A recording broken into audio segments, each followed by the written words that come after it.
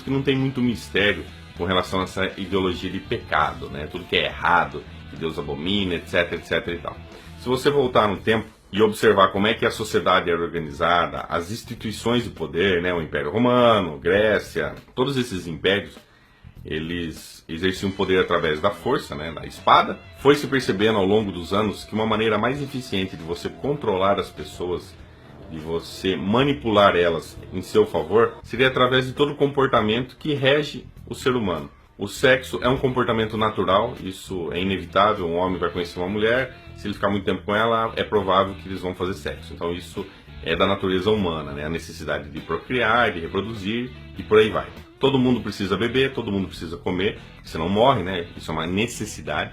Então você pode ver que sexo, bebida, comida, todos esses elementos que compõem a vida humana, eles são essenciais para uma vida saudável, para você tocar a sua vida, né? São elementos básicos, né, de qualquer indivíduo. Quando os líderes religiosos começaram a perceber que através disso eles poderiam dominar o próximo, como eles começaram a perceber que ao criar ideologias, ao criar uma religião, uma crença, ao usar isso em benefício próprio, quando eles perceberam que isso era algo útil, o que começou a acontecer? Começou a se tornar pecado. Então, é pecado fazer isso, é pecado fazer aquilo. Essa ideia de que fazer sexo antes do casamento, de que beber demais faz mal, isso começou a gerar o quê? Culpa. E quem detinha o poder para livrar essa culpa? A própria liderança religiosa. Eles detinham o poder, né, de perdoar em nome de Deus. Aí tinham os líderes religiosos. Então, para simplificar isso, na verdade são instrumentos de poder, de controle. Você pode observar que nunca vai ser pecado você pular, por exemplo. Uma coisa que não afeta em nada. Todo mundo consegue viver sem ficar pulando que nem macaco. Isso não vai afetar em nada. Dançar, por exemplo. É pecado dançar. Embora tenha muitas pessoas que gostem de dançar, mas ninguém fala que dançar é pecado porque é algo fácil de você não fazer.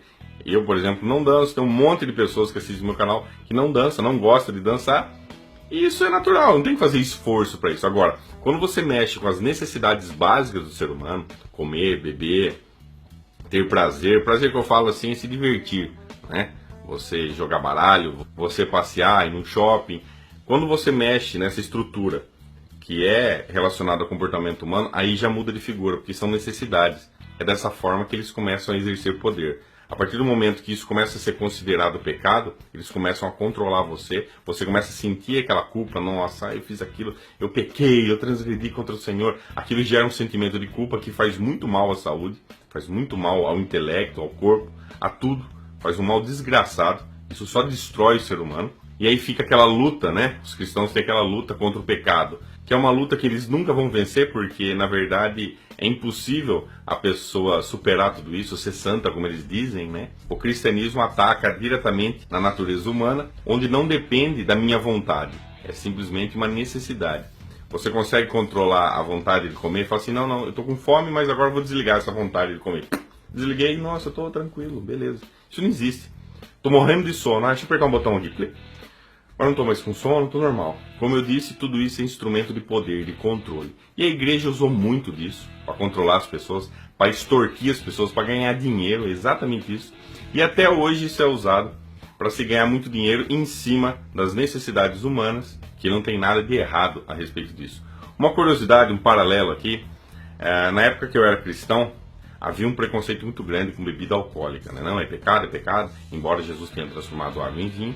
Mesmo assim era pecado. E há um tempo atrás eu fiquei sabendo que no Chile, não sei se é no Chile ou na Colômbia, lá para eles a bebida alcoólica não é considerada pecado. O que eles consideram como pecado, como vício, é o consumo do café. Exatamente, beber um cafezinho, para eles isso é errado, é pecado. Então, existem também certas variações. Você veja que lá é pecado tomar café, aqui não. Se o cara vem aqui tomar um cafezinho, dificilmente uma igreja vai condenar, ele está viciado em café, ele vai para o inferno por causa disso. Portanto, essa foi a forma que eles encontraram de controlar as pessoas e realmente funciona. Muitas e muitas pessoas foram controladas. Eu já fui controlado por causa disso. Isso gera até depressão, né? Porque você vai tentar ir contra a sua própria natureza e não vai conseguir, não adianta. Tem coisas que você não vai conseguir, é a natureza humana, né? E basicamente é isso.